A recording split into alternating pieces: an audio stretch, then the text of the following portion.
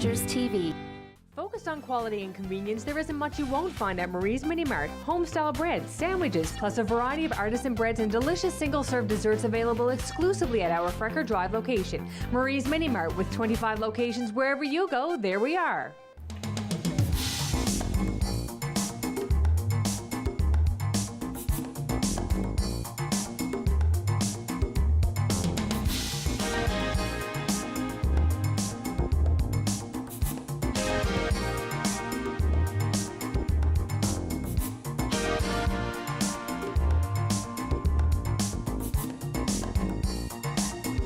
Hello and welcome to Sharing Our Cultures. This is the place where you get to meet remarkable people who are making significant contributions to Newfoundland and Labrador. Joining me today is Tolu, an urban planner, a researcher, and an entrepreneur. And Sharing Our Cultures will be right back after this.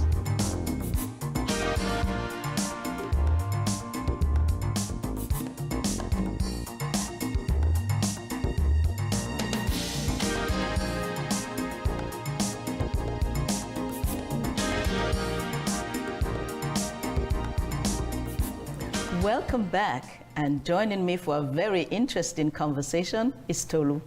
Welcome, Tolu. Thank you so much for having me. I'm so delighted to have you here. I've heard so much about you, so I'd like to find out maybe how your journey started. How did you get to be in this province? Okay, so I would say love brought me to St. John's.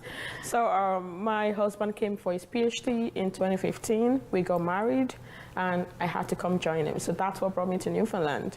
And I would say that it wasn't love at first sight, no. Okay. Because I had so many, I had come to check the university I'd always been someone who was passionate about doing my PhD. So because he came for his PhD, I was like, okay, once you're done for, with your PhD, can we just go out to look for another province where I would get my own opportunities and all that? But then, when you have someone as a partner who really also cares about your growth and development, then you know that you have someone that, there for a lifetime. So there was this day he was just walking through the university, and then he said, well, I think I saw something that you might be interested in, and, I was like, okay, let me check it out. He spoke to a few people that he knew in the university to say, well, my wife is looking for an opportunity. And so I got, some information about some professors that I might be able to work with. And I walked into the professor's, office, uninvited. And we had that conversation. And I think, of course, she loved what she heard. She, invited me for another interview just to kind of give me the same opportunity as some other student that she had interviewed. And then she said, well, yeah, go apply. Right, so I know I've skipped over some things, but then, when I came in 2015, I had to do a survival job, right? Just doing something really that anybody with an high school certificate would do. I wasn't satisfied with that, because before then, I made the first class at school, got scholarship for my master's. In the UK, I was already lecturing. So moving to Newfoundland, it was more like, why would you be doing that? But I understand also there's a process to every success. So I took that opportunity to say, well, I'm going to get Canadian experience with the survivor job. But of course, I was no longer, after a few months into the job, I knew that this was not meant for me. So I had to start to seek for other opportunities. So while my husband was, seeking out for opportunities for me in the academia, doing for my PhD, I was also looking out for professional opportunities. And then I got in touch with my profession. So I'm an urban planner, by the way. So I got in touch with the Newfoundland and Labrador Planners Association. And, I made connections with that. I started to put myself out there that I'm looking for a job. And in one of these meetings, I met with someone I now call my Canadian mommy, Mary Bishop. She was like, okay, yeah, and then she started to mentor me about, how to transition into planning. And so that's how I transitioned. And, fortunately for me, and I would say, I won't say coincidental, because I'm a person of faith. I believe that God ordered my steps to meet her. And she said, well, let's chat for a coffee. And we did, and there were opportunities that came out subsequently, and then she coached me for the interview. This is planning, give me your materials to read and all that, right? So, and of course I went for the interview, got the position. So now I work as a senior planner with the government of Newfoundland and also doing my PhD research. So I guess that's just a very short introduction, yeah, but that's what brought me here. Right. So prior to coming here, where were you living and what were you doing then? Okay, Yeah. so prior to coming to Newfoundland, I was a lecturer at the university in Nigeria. In Nigeria, Yes. okay. Yeah. And so your prior studies were in urban planning? Yeah, so I had my first degree in urban and regional planning from Obafemi Awolowo University in Nigeria, and then I got a Commonwealth scholarship, so I should mention that, scholarship to do transfer planning at University of Leeds in the United Kingdom. Okay. So I did that, and I went back to Nigeria to lecture before coming here. Okay. So you were very highly educated Yes. prior to coming Yes. here, and Yeah. then of course you had to take a survival job. A survivor job, Okay. Yeah. that's something that you only need an high school to do, high school certificate to do. Yeah, but I had to do that because, number one, it's important for you to integrate into the system, and number two, I'm grateful that I got the job immediately. I came into Canada. I would say because I got the job, I came into Canada on a Wednesday. The following Thursday, I went for the interview and I got the job. So I'm grateful for that because not everyone has that opportunity. And I think I should also say it here that you don't also have to start small. Some people, might think that when you come into a new community, then you also have to start from bottom. You don't have to. It depends on the people that are surrounding. The person I had then used to work in that particular organization. So she said, well, I will submit your CV, right? And she did that, right? So it's possible if I had someone in my circle who was in a bigger place, maybe she would have done the same thing, right? So it's also, people that you meet and at that particular time when you come in. Yeah, but I had to go through the survivor job, yeah. For example, your mummy, if you had met her when you first came, maybe that Exact- would have been a different journey then. Exactly, yes. But because I know it's important when newcomers come that they can make a connection with someone in the Absolutely. local community, because that's the only way really you can Absolutely. transition, and Absolutely. it helps with the Yes. integration process. And I say that now, to people that you don't have to start small. Like I wouldn't, because I started small, and of course, and this is not to throw jabs at any other profession. There were other people that started smaller than I started, right? But the fact that I started small, I wouldn't come to say, well, you have to do that. No, I know better. I know that you can start from the level. In fact, we even have people that actually got jobs before even coming to Canada. How about that? So you don't have to start small, but then you need information. Yeah. Mhm. And it does help to have the Canadian work experience as well. Absolutely. Yeah. Yes. Okay. Yes. Yeah. Well, I'm interested in your thesis for your research, because I think that's really important to immigrants and newcomers coming here. So, and of course, I have to say congratulations as well, because Thank you. you were the first person to win the 3-minute thesis. Yes, Okay. yes, So you yes, can tell in us a bit about that. Okay, so I'll start with my research. Now, I mentioned earlier that I walked into the professor's office, and some of the things that we spoke about was how my first degree, my second degree, and my experience now as a planner, how we can all come together. And I must say also my experience as an immigrant. So I would say that my PhD, it's a combination of everything. I'm a planner, I have transfer planning background, I'm an immigrant, right? And also I also live in the Atlantic region, in St. John's to be precise. So I kind of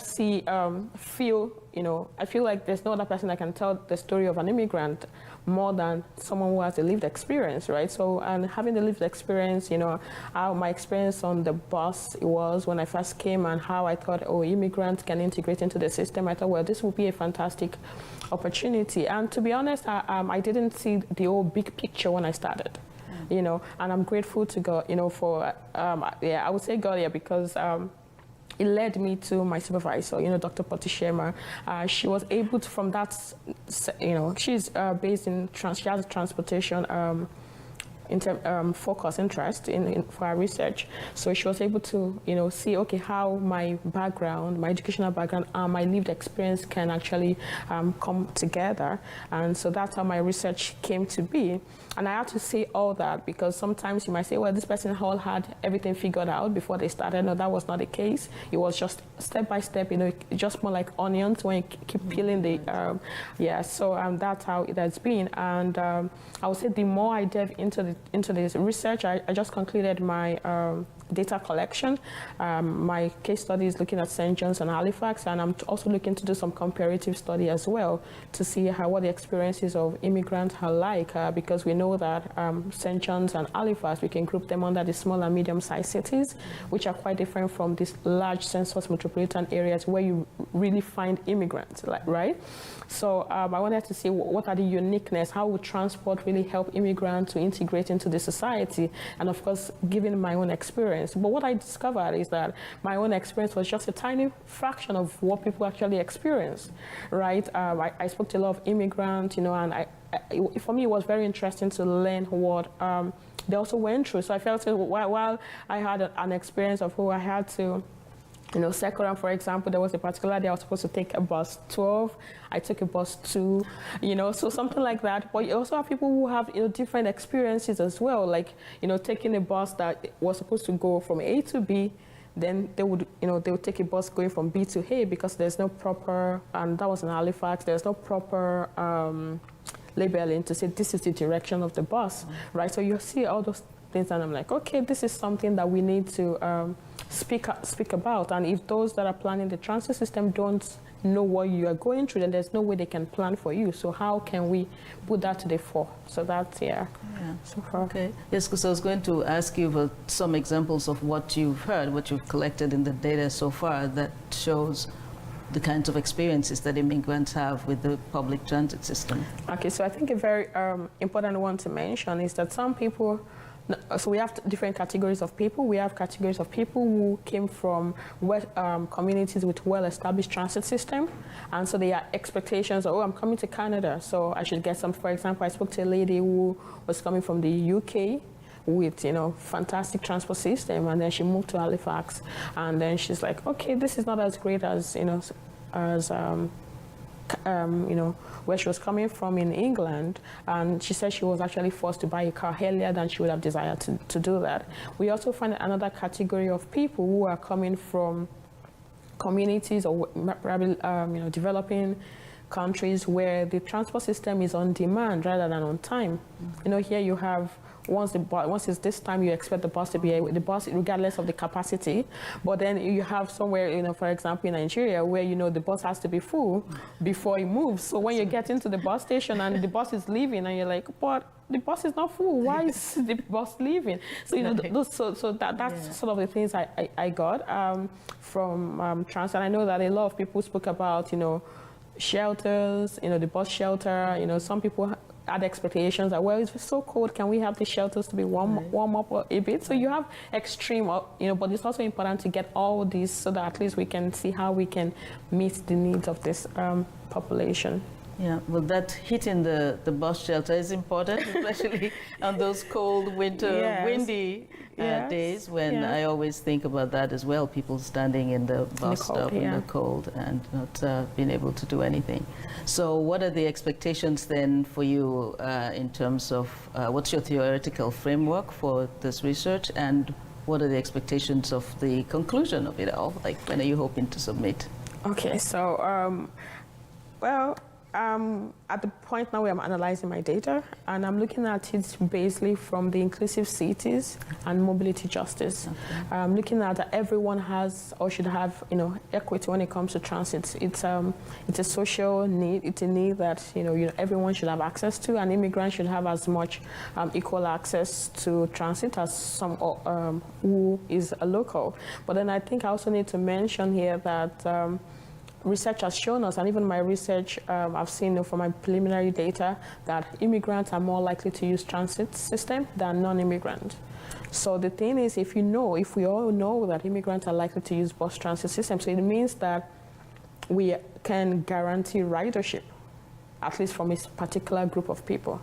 So if we can guarantee ridership, if we can harness that opportunity and ensure that those that are riding the bus feel comfortable enough to ride the bus, are okay with the bus, maybe they're going to prolong their time to get vehicles. Maybe it would even make them to feel more integrated into the society, and even maybe it's going to, the more the ridership, probably the more revenue that the bus system would attract, and maybe by doing that, other people, other locals, because by the time the bus system keeps improving, maybe other people will feel like, oh, I think the bus is great. I think I should use the bus. So I'm thinking maybe there's going to be a ripple effect in what the outlook of the transit ridership would look like, and also the fact that my research is looking at small and medium-sized cities to see what are the peculiarities of a small and medium-sized cities like St. John's, like Halifax. I know Halifax is clearly getting to the mark now where you have almost 500,000 people, so you might not really as well compare, but it's still not as big as Toronto, right, or Vancouver or Montreal, that has more established transit system where people feel more, they just need to look up the map and to get access into the transit system. So yeah, so in terms of my conceptual framework and what I'm looking at, to look at the fact that everyone has equal opportunity to transit. There shouldn't be any barrier into getting on transit, and looking at how transit can be an integration factor to get people integrated into the system. And I have high hopes with my research. And I've said it several times, that I don't want my research to sit on the shelf. I want it to become a policy document, policy tool, for the government. And okay, fortunately, I currently am a commissioner with St. John's Transport Commission, and I've said it several times that I'm very willing to produce to give my research to see how we can use, bits and pieces of it to inform, policy directives, and also to ensure that there's an outlook to how we want to. Because if you're planning for immigrants, if you're planning for immigration, and we know that we are very big on population growth through immigration in this province, how then can we really cater for that particular population group? We need to look at all the different dimensions, and this is one dimension that I believe that the government should look into. I totally agree with you. That's why we would have inclusive cities. Exactly. It makes exactly. it very important for newcomers coming here, and that would also have the ripple effect on locals as well. Yeah. All right, we've got more to talk about. Yeah. Just a minute. Sharing Our Cultures, we'll be right back, and we're going to find out a lot more about Tolu.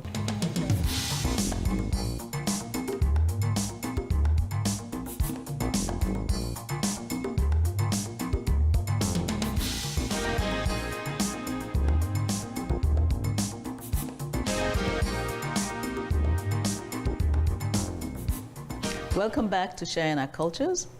Now, Tolu, I'm going to ask you, maybe how was it like for you integrating? You've talked about your work and just within the community when you arrived. Okay, so thank you for asking that, because I think that's really a big part of me. Because I always say that coming to St. John's was not love at first sight, but if you're asking me now, I love it. Okay. I was just in Saskatoon, someone was saying, well, I think you should probably think of us like, no, I love it here. I would rather just want to come and visit, the big cities. You're not moving. Yeah, so it's been it's been a welcoming. Talk about, from my first landlord, to my neighbors right now, the hospitality, I believe is great. Many people have different story, but this is my story of Newfoundland. I've really found it very, very welcoming. Of course, sometimes you find few people, but then you don't judge the whole community by few people, right? Yes, I'll say, but a big part of integrating into St. John's would actually be my church community. I would say that Christian Missionary Fellowship International, where I worship, it's a different for me. I'm a person of faith, and my life revolves around my faith a lot. So for me, that was really a big part of me settling in, and also because I can attribute a lot of who I am today, who I have become in terms of my person, not any accomplishment.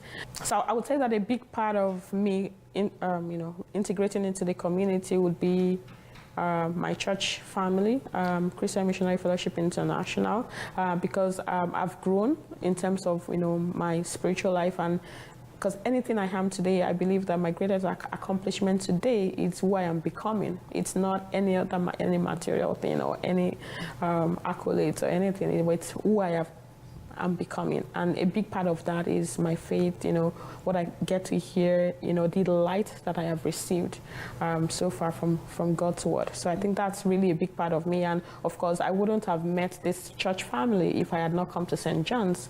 So it's a big part of what has helped me to integrate into the society. And I would also say that I've met a lot of wonderful people. My neighbors, are very welcoming people. Even right from my first landlord, the first person that was our landlord, very welcoming. And, very, you could imagine your landlord giving you a gift of $100 when you have your baby. It talks about the relationship that we were able to build in a short time that we were tenants. With our landlord. So, and it's been a good experience for me, I would say. Yes, it's been a very wonderful experience. It might not be everyone's story, but this is my own story. No, we appreciate you sharing that. Yes. Yeah. And to tell us a little bit about your YouTube channel and how did that come to be? Okay, so I think it was sometime in 2020. I was just thinking about it, and of course, I just believe that it was just an inspiration that came to me that, on social media these days, you just see a lot of people, coming out to show the flamboyant side of their life, the glamorous side of their life, and I thought about it. We all have glamorous sides that we can show. But then how about the process to that particular glamorous side, especially for young people who are now shifting their focus in role modeling to people that they know, to people that they just meet on social media or just know on social media. You don't really know who they are to the core. You just see this aspect and you want to model your life. So we thought it was important to share the process to our success. And so it was so very sorry when I discussed with my husband, and he said he had also been thinking about that. And he was like, wow, okay, so this must be, God telling us something. And so we started out. And the reason why we started out is to share the process to success and to share that, this success is not just about material things, which social media tends to portray. Who are you becoming? How are you fulfilling purpose? How are you making the world a better place? Are you here? Are you really doing what, your destiny has called you to be? For me, that's really success. Like, you're fulfilling destiny, you're fulfilling purpose. So we thought to, and of course, based on our own, our faith, to give also a different perspective so that if someone out there is looking out to see, okay, what social media just giving me, can I get something else? Yeah, there's another option. But if we keep complaining to say, well, social media is just this and that, well, you're not solving any problem. You only solve a problem by actually doing something. And so that's why we started our YouTube channel. It's been 2 years now, and we're grateful for the impact that we've had so far. And also we have a series that we did on thriving in Newfoundland, because we also wanted to give people a different perspective to Newfoundland. Some people feel that Newfoundland is terribly cold and all that. People have different perspective about Newfoundland. So yeah, we wanted to talk about that. Well, tell me more about that series. How do we survive in Newfoundland? So for that series, we had a few friends over to talk about their experience. It wasn't just myself and my husband talking. It was so we can hear from different people.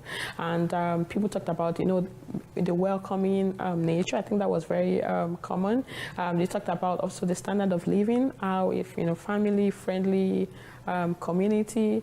And also we talked about, different priorities for different people. Some people want to live in big cities, and that's fine. But then we also said that there was no basis for comparing, a big city to like Toronto to St. John's. They're different things. Here you can go anywhere you want to go in less than 20 minutes. It's not the same in Toronto. You can have a single family home without breaking the bank in St. John's. But in Toronto, you would have to think twice. You might not even have the opportunity of owning your own home if you want to live in certain areas, or you have to pay so much in mortgage. So there are different, contexts. And of course, we talked about, well, things that might be expensive here in terms of shipping from, you don't get same-day delivery if you buy from Amazon. So those are the kind of things that we don't get here. And, 15% tax, you don't get some, probably in some other places. But of course, we also have some other, so-called bigger provinces that also pay more than 10% in, HST as well. So it's just different folks. And for us, it was bringing it to the fore so that when you're going to make a decision, you're not just making a one-sided decision because someone in Toronto just told you, painted all the good sides of Toronto to you without telling you the other options available. So we wanted to make that options, out there from the people's experience. And this, of course, I think we even said it in our show, that it wasn't a paid advert, it wasn't in conjunction with the government of Newfoundland, it was just telling our own stories. Right. Yes. So they didn't think that you were collecting a paycheck from the government to tell them how great it is in the province? No. And it's so fascinating, actually, because a couple of people have actually moved to Newfoundland because of that. And yes, like a few weeks ago, someone was telling me, that, I actually came to Newfoundland because I heard from what you said on YouTube. So, and I think for us, that's really, really great. Oh, well, maybe you should make some connection with the province. Maybe. Tell them you can, right. Yeah. No. And tell me you've even been able to squeeze in some time to make cakes. Yes. Yum. So the cake making story started back in 2019, actually. So my son was going to be 2, and I was looking at how do I get, a cake for him. The person that made his cake when he was 1 had moved out of the province. I moved out of Canada. And I was like, okay, I want something really nice, but I don't want a store-bought cake. And I'm not sure who would make that for me. So I went, I was like, okay, I'd made cakes before in the past, but I wanted a particular kind of class of cake. So I went on YouTube and I started to just, search, how can I do this? I bought a few things and I made the cake, and, it wasn't so perfect. When I look at my journey now, it's been 4 years. I would say that was a very good first attempt. I made that, and people, loved it. They ate it like, we made this. Wow, nice. And and I started to make cakes for free for people. Like, okay, I'll just, for your birthday, I'll just show up with a cake. Oh, this is nice. Do you want to make some for me? Okay, I will give you some, dollars to do this. And that's how my cake journey has started. Because I've been doing so many things, I've not really been able to, delve into it. But then, of course, I have an Instagram page where I just put more like a catalog of some of the things I've done before. Yes, so, but I enjoy it. It's one of my way of unwinding. I really love it. It takes time. And I would say that I don't think it's very profitable in the sense that can people really pay the time that you spend? Because I like to craft out, just different designs and all that. But yeah, maybe that would be something I would look into going into full-fledged in the future, like making it, into business. Yes. Oh, yeah. Wow. Well, congratulations. You're truly an entrepreneur. You're innovative. You're a researcher. Thank you. Just being able to be someone who can motivate others and help others to feel, good about themselves and be successful as human beings, right? I think those are all really great, and we're glad that you're in our province. Yeah. So thank you so much. Thank you so much for having me, and I'm really glad I'm here. Like, to be honest, I can't even imagine myself in a different province, and this is not a cliche, but this is just, my own experience. Alrighty. And thank you so much for sharing that with us. Thank you so much for having me. You're very welcome. Yeah. Sharing Our Cultures will be right back.